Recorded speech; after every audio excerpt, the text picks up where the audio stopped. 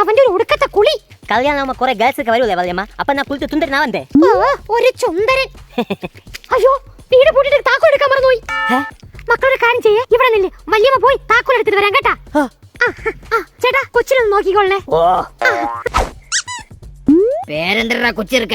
പക്രു. എത്ര പഠിക്കണ്? കണ്ടിട്ട് എത്രയെന്ന് തോന്നുന്നു? കണ്ടിട്ട് MBBS പഠിക്കണതായിട്ട് തോന്നണം. നിനക്ക് തെറ്റിയതാ, ഞാൻ LLBക്കാണ് പഠിക്കുന്ന. നിന്റെ പേരെന്തതാ? മാമൻ. എങ്കിൽ നിന്റെ പേരെന്തതാ മാമ? തേളനി കേട്ടിട്ടുണ്ടാ? കേക്കാൻ നീ ഇന്ത്യൻ പ്രധാനമന്ത്രി എന്നല്ലല്ലോ.